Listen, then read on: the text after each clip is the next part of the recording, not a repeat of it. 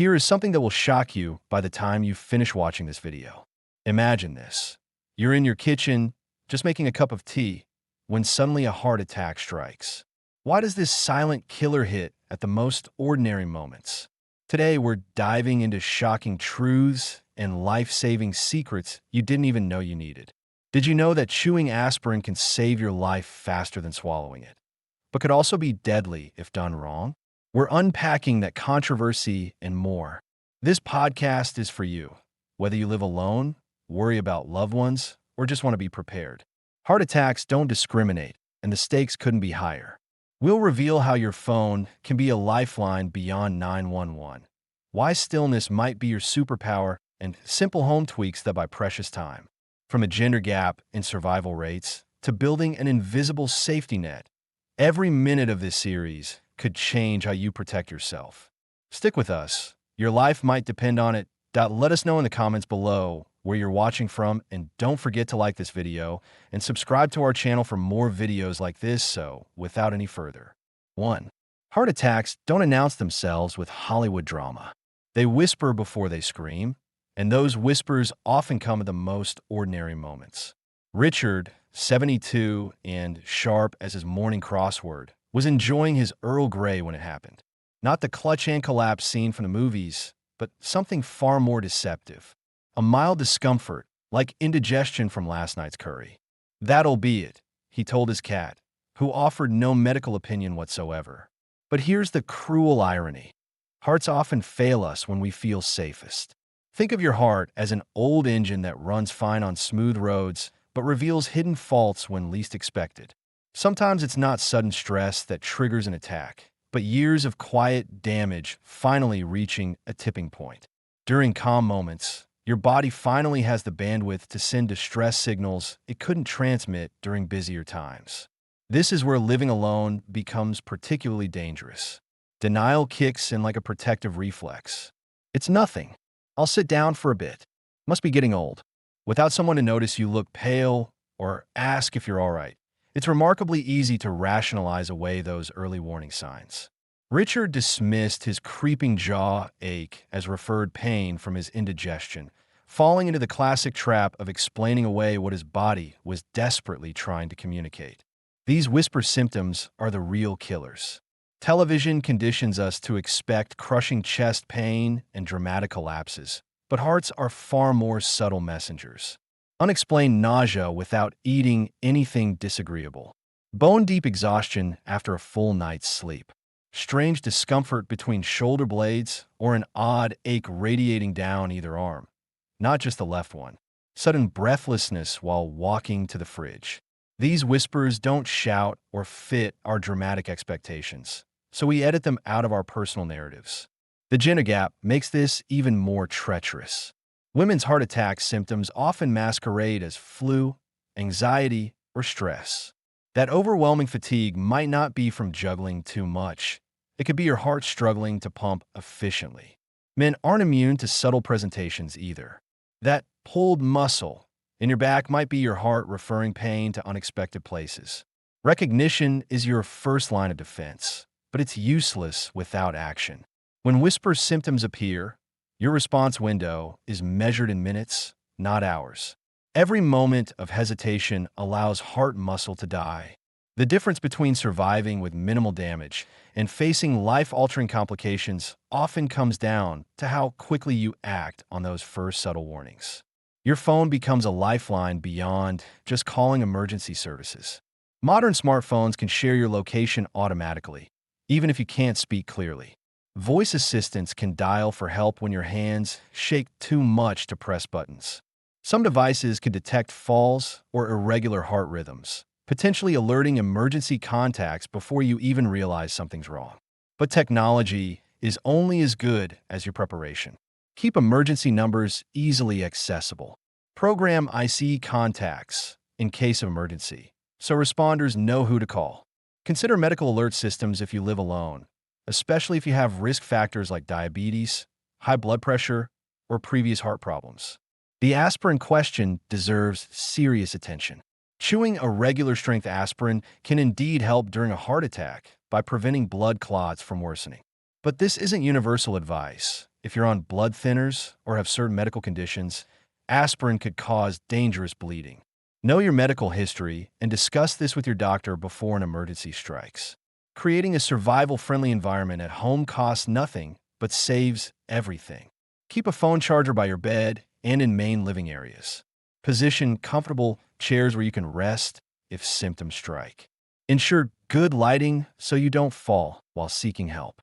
Keep a list of medications and medical conditions easily visible for emergency responders. The psychological component can't be ignored. Heart attack survivors often describe a sense of impending doom, not panic, but a deep certainty that something is terribly wrong. Trust this instinct. Your subconscious often recognizes danger before your rational mind catches up.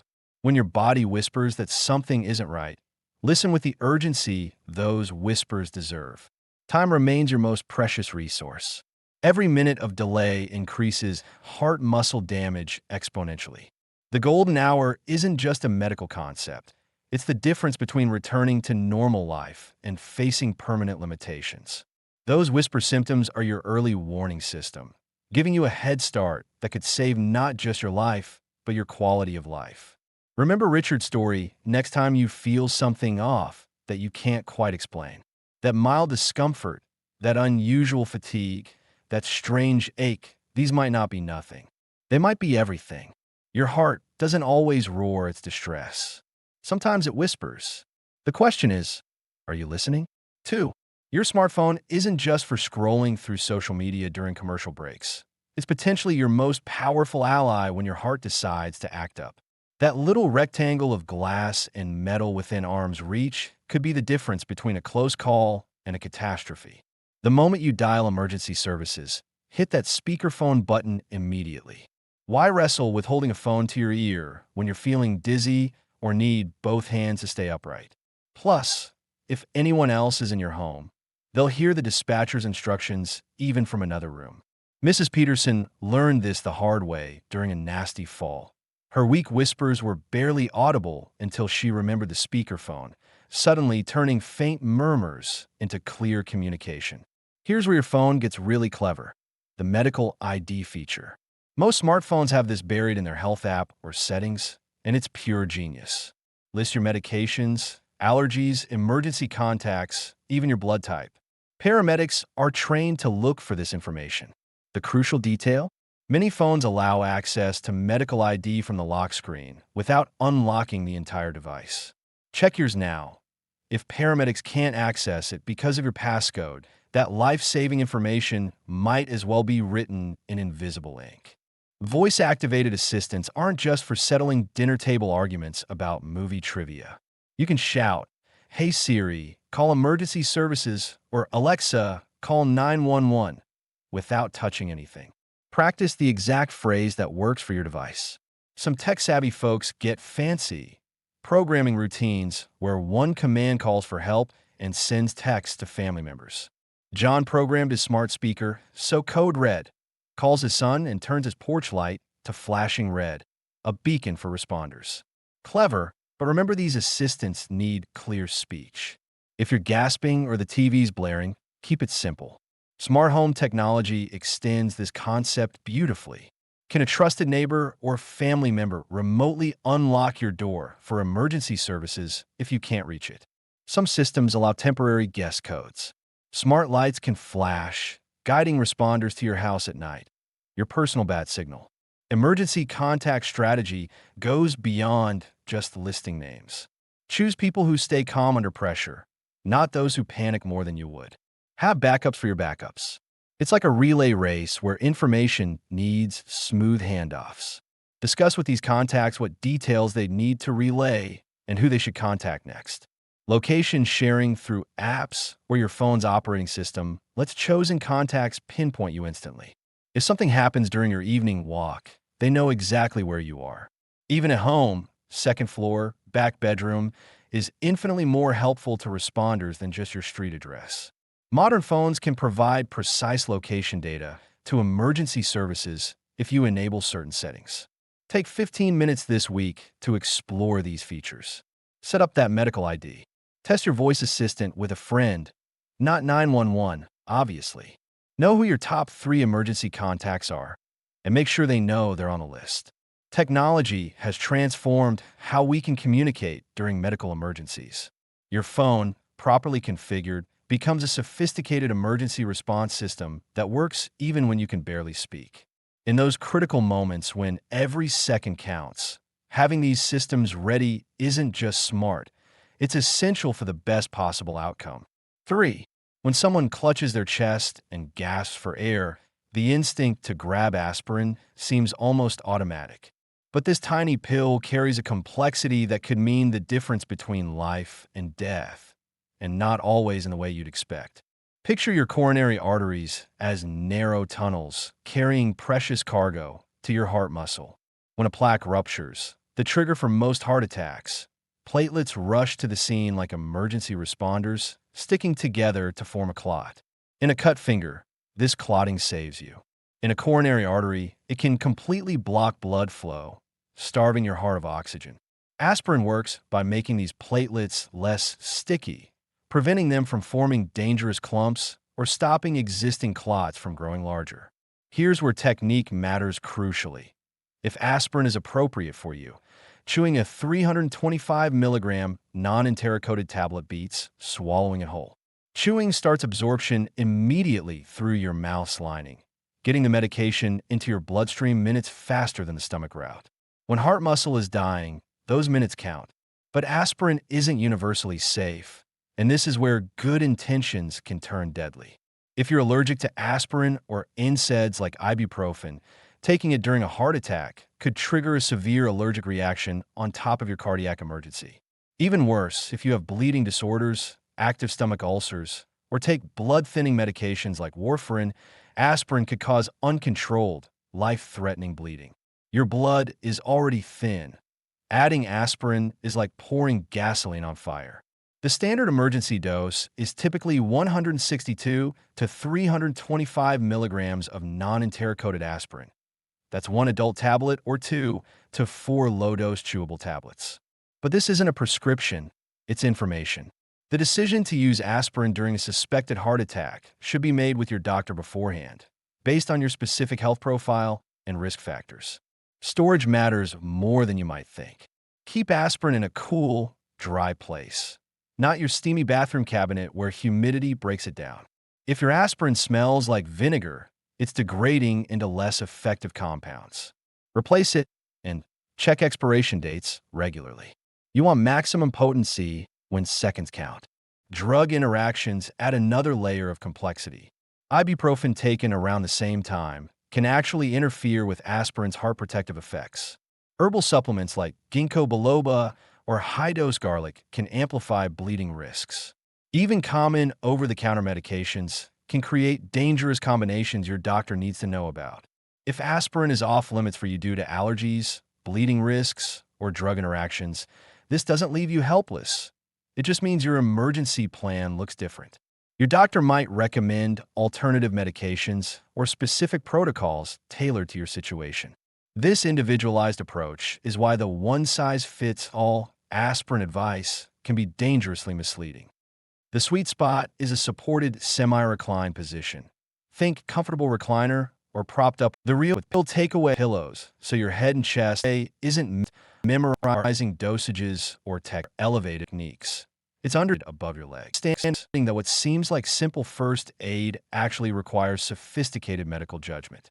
Aspirin can absolutely save lives, but only when used by the right person, in the right circumstances, at the right time. Like any powerful tool, it demands respect and proper knowledge. Your emergency preparedness isn't complete without having this conversation with your doctor. They need to know your complete medication list, including supplements and over-the-counter drugs. They can help determine whether aspirin belongs in your personal emergency toolkit or whether alternative strategies better suit your health profile. Because sometimes, the most dangerous thing you can do in an emergency is follow generic advice that doesn't account for your unique medical situation. 4. Picture this. Your heart is having the worst day of its life, and your first instinct is probably to do something, anything, to help. But here's where medicine gets deliciously counterintuitive. Sometimes the most powerful intervention is mastering the art of strategic stillness. This isn't about comfort, it's physics. Your positioning matters more than you'd think. When your heart is struggling, lying flat can make breathing harder if fluid is building up in your lungs. Sitting bolt upright forces your heart to work against gravity. The sweet spot is a supported semi-reclined position. Think comfortable recliner or propped up with pillows so your head and chest are elevated above your legs. This isn't about comfort, it's physics. You're reducing venous return, giving your heart less blood to pump with each beat.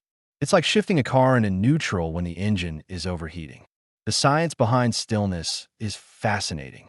When panic hits, your body floods with adrenaline, spiking heart rate and blood pressure while constricting blood vessels. You're essentially asking your heart to pump thick syrup through a coffee stirrer.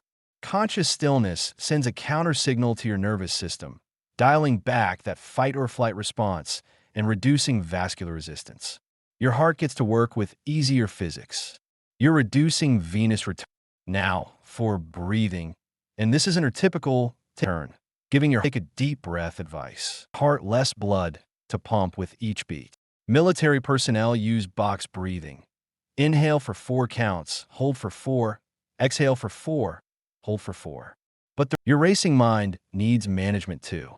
Instead of meditation, think crisis-adapted mental anchoring. Focus intensely on one neutral sensation. Your feet on the floor, fabric texture, a clock ticking. You're not emptying your mind.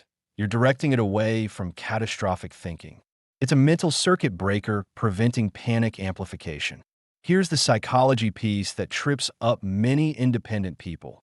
Accepting help isn't weakness, it's strategic delegation. Your job during a cardiac emergency is being the CEO of your crisis. And good CEOs know when to delegate.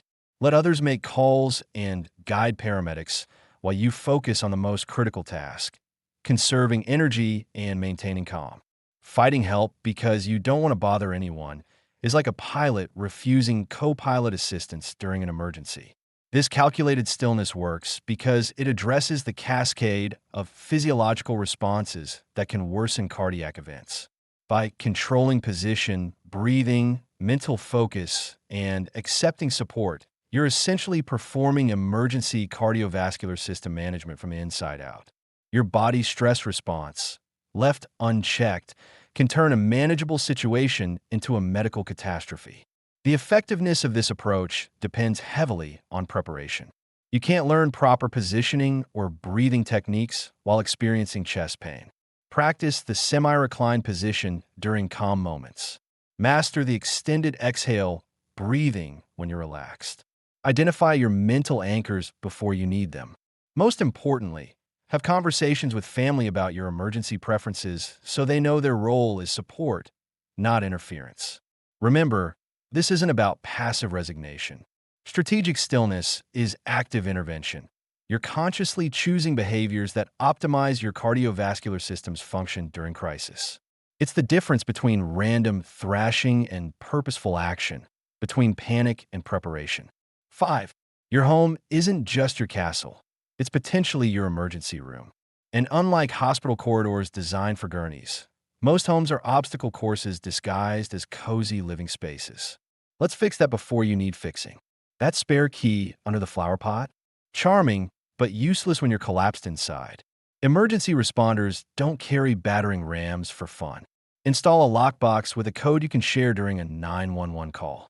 Better yet, consider thumb-turn deadbolts that don't require keys from the inside, because fumbling with metal when your hands are shaking isn't anyone's idea of a good time.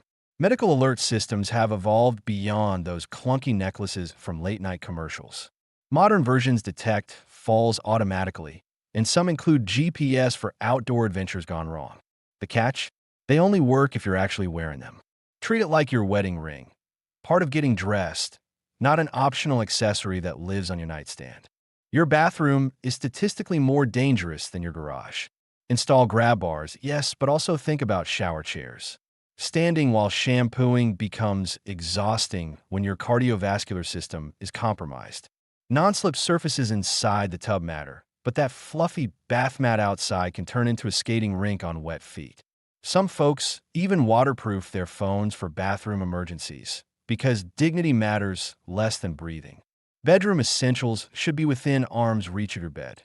Charged phone, water, emergency contacts list, and current medications written clearly. Paramedics aren't mind readers, and your daughter in Seattle can't remember if you switch from the blue pills to the white ones. A simple touch lamp beats wrestling with tiny switches when your world is spinning. Clear pathways aren't just feng shui, they're survival strategy. That antique trunk in the hallway becomes a stretcher blocking hazard. Loose rugs transform into tripwires. Walk through your home imagining paramedics navigating with equipment. If they can't move quickly, neither can life-saving treatment. Create an emergency information station, a clearly marked folder on your refrigerator containing medical history, medications, allergies, doctor contacts, and insurance details. Make it obvious. Bright red folder, large letters, impossible to miss. Emergency responders shouldn't need to play detective while you're playing for time. The human element remains irreplaceable. A trusted neighbor with your spare key and emergency contacts can bridge the gap between crisis and help. This isn't about becoming dependent. It's about creating redundancy in your safety net. Sometimes the difference between a close call and a tragedy is someone who notices your newspaper still on the porch at noon. Here's what most people miss. Home modifications aren't admissions of weakness. They're investments in independence. Every grab bar installed, every pathway cleared, every emergency system activated extends your ability to live safely in your own space. The goal isn't to turn your home into a medical facility, but to ensure it doesn't become a trap when your body betrays you. Your home should work for you, not against you. Because when every second counts, the last thing you need is your own environment fighting your survival. 6. Picture this. Mrs. Johnson, 58, feels like someone's squeezing her chest in a vice while her left arm goes numb. Classic heart attack, right? She calls 911 immediately. Meanwhile, Mrs. Chun, same age, experiences what feels like the worst case of indigestion ever, coupled with overwhelming fatigue and a strange ache between her shoulder blades. She takes an antacid and goes to bed. Guess which one survives? The uncomfortable truth is that your gender can be as significant a risk factor as your cholesterol levels. This isn't about stereotypes. It's about biology, cultural programming, and medical blind spots that can literally mean the difference between life and death. Women's hearts don't just break differently in romance novels. They fail differently in real life. The Hollywood heart attack, with dramatic chest clutching, is predominantly a male presentation. Women's heart attacks often masquerade as other conditions, earning the nickname chameleon attacks. That crushing chest pain might show up as a tight band around the ribs or not at all. Instead, women might experience what feels like severe heartburn, sudden drenching sweats without exertion, or fatigue so profound it feels like someone drained their battery overnight.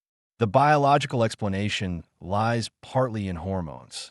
Estrogen acts as a cardiovascular bodyguard for premenopausal women, keeping blood vessels flexible and discouraging arterial plaque. When estrogen plummets after menopause, this protection vanishes, and women's heart disease risk doesn't just catch up to men's, it often surpasses it. Women also develop microvascular disease more frequently, where tiny heart arteries malfunction without creating the large blockages that standard tests easily detect.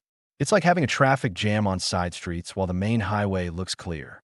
Cultural conditioning compounds the biological challenge.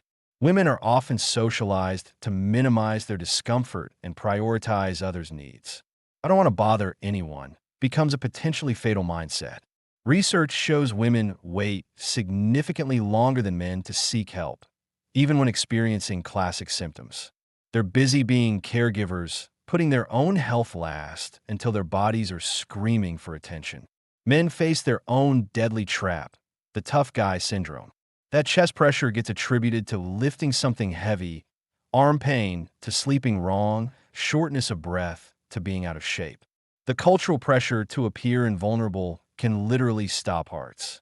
Men might dismiss escalating symptoms as stress, aging, or anything except what they actually are: warning shots from a failing cardiovascular system. Medical bias creates another dangerous layer. Because heart disease research historically focused on men, women's atypical presentations often get misdiagnosed as anxiety, stress, or hormonal issues. A woman complaining of fatigue and jaw pain might receive anti-anxiety medication instead of an EKG. This isn't necessarily malicious. It's a systematic blind spot baked into medical training. Age muddles the picture further. Older adults of both genders may experience silent heart attacks with minimal or confusing symptoms. An elderly man might present with sudden confusion or fainting, easily mistaken for stroke or dementia. An older woman might finally develop classic chest pain, only to have it dismissed as normal aging aches. The statistics are sobering. Women, particularly those under 55, are more likely to die from their first heart attack than men. They often have more complications like diabetes or hypertension by the time heart disease is diagnosed, creating a perfect storm of risk factors. Even when they survive, recovery tends to be more challenging. Consider the case of Maria, a 52-year-old teacher who felt off for weeks, tired, slightly nauseous, with occasional chest tightness she attributed to stress. Her doctor prescribed anxiety medication. 3 weeks later, she collapsed during a parent conference. The autopsy revealed massive heart damage that had been building for months. Contrast this with Robert, 59, who ignored months of heartburn that worsened with exertion. His wife finally dragged him to the ER during a particularly severe episode. He survived, but barely, and only because someone else recognized what he couldn't admit to himself. The gender gap in heart disease isn't just about different symptoms. It's about different survival rates, different recovery trajectories, and different levels of medical attention. Women are less likely to receive aggressive interventions like cardiac catheterization or bypass surgery, partly due to their atypical presentations and partly due to unconscious bias about who looks like a heart patient. Understanding these differences isn't about creating division. It's about saving lives. If you're a woman, become your own fiercest health advocate. Trust your instincts when something feels wrong, and don't let yourself be dismissed or minimized. If you're a man, understand that ignoring symptoms isn't strength. It's Russian roulette with your cardiovascular system. The key is recognizing that heart attacks don't follow a script. They adapt to their host, presenting differently based on gender, age, and individual physiology. Your job isn't to diagnose yourself. It's to take any persistent, new, or escalating symptoms seriously enough to seek professional evaluation. Because when it comes to heart attacks, the most dangerous assumption is that yours will look like everyone else's. In the end, your gender influences your risk, your symptoms, and even your treatment. But knowledge is power, and awareness can be the difference between becoming a statistic and becoming a survivor. Listen to your body, advocate for yourself, and remember that when it comes to heart health, there's no such thing as being too cautious. 7. Living alone often gets painted as a one-way ticket to vulnerability, but what if it's actually your chance to become a master architect of your own well-being? This isn't about bubble wrapping your life or turning into a hermit with 17 security cameras. It's about building what I call an invisible safety net, smart, subtle strategies that work specifically because you're flying solo. Let's start with the psychology of solo living during health crises. When you live alone, panic becomes your worst enemy. There's no spouse to say, "Calm down, let's think this through," or adult child to take charge. It's just you and whatever's happening to your body. This means developing what I call internal triage, the ability to move from, "Oh God, what's happening?" to, "Okay, this is unusual. Let's assess." Here's a practical exercise. Next time you feel any unusual symptom, even something minor like a headache, practice your response. Instead of immediately catastrophizing or dismissing it, try this 3-step process. First, sit down and breathe normally for 30 seconds. Second, describe the sensation out loud, as if you're talking to a doctor. Third, decide on one specific action. This mental rehearsal builds the muscle memory you'll need if something serious actually happens. Now, about those emergency plans everyone talks about. Sure, having phone numbers by your bedside is fine, but have you actually walked through your scenarios? If you needed to unlock your door for paramedics, can you do it quickly? Or would you fumble with 3 different locks while having chest pain? One brilliant woman I know keeps her spare key in a bright yellow pouch attached to her walker. Visible, accessible, and impossible to misplace in a crisis. The solo advantage here is significant. You know exactly where everything is, you control your environment completely, and you don't have to coordinate with anyone else's panic. Use this to your advantage. Practice your emergency routine like it's a fire drill. Time yourself getting to the phone, unlocking the door, and gathering your medication list. Speaking of medication lists, living alone means you're your own medical historian. Create what I call a medical snapshot, a single sheet with your current medications, allergies, emergency contacts, and recent relevant medical events. Keep copies in your wallet, by your bedside, and in your kitchen. When you're alone and something's wrong, you become both patient and advocate. Having this information instantly accessible can be life-saving. Here's where solo living gets strategically interesting: preventive fitness. Most people think of cardiac rehabilitation as something you do after a heart attack. But what if you proactively engaged with its principles before anything happens? Learning about safe exertion levels, understanding your body's signals, doing supervised exercise to build stamina. This isn't just prevention, it's building a reservoir of confidence. It's knowing you can get yourself out of a chair, up a flight of stairs, or to the phone without feeling like you've wrestled a bear. The meal prep strategy takes on new meaning when you're solo. It's not just about convenience. It's about ensuring you have proper nutrition when you're not feeling well. Cooking a big batch of heart-healthy soup on Sunday means you have easy, nutritious meals all week. When you're recovering from any health episode, the last thing you want is to survive on crackers because cooking feels overwhelming. Living alone also means mastering the art of self-advocacy in medical settings. You don't have a spouse to remember what the doctor said or to ask the questions you forgot. Develop your own system. Bring a notebook to appointments.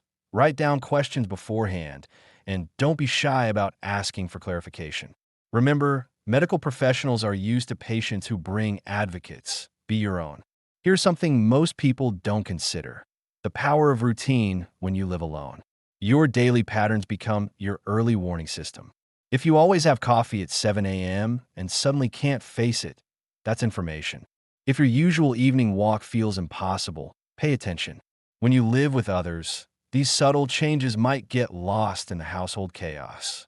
Solo, they're clear signals. The technology angle deserves mention, but not in the way you might think. Yes, medical alert devices exist, but the real power is in using everyday technology strategically. Set up your phone so emergency contacts are easily accessible even if your hands are shaky. Learn to use voice commands for calling help. Practice using your phone's emergency features before you need them. Finally, let's talk about the mental game. Living alone during a health crisis means managing your own fear without someone else's reassurance. This requires building what psychologists call distress tolerance, the ability to sit with uncomfortable sensations without immediately assuming the worst. Mindfulness practices, breathing exercises, or even simple self-talk can be incredibly powerful tools. The beautiful irony of solo living is that it forces you to become more competent, more self-aware, and more prepared than people who rely on others. You develop skills that couples never need to learn. You become intimately familiar with your own body's patterns and responses. You create systems that work specifically for you. Your invisible safety net isn't made of bubble wrap. It's woven from knowledge, preparation, and the quiet confidence that comes from knowing you can handle whatever comes your way. Because here's the truth: whether you live alone or with a house full of people, when it comes to your health, you're ultimately the one in charge of your own well-being.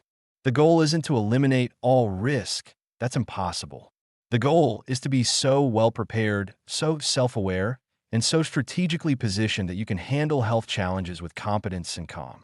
Living alone isn't a disadvantage in health crises. It's a different kind of advantage, one that makes you the expert on your own life.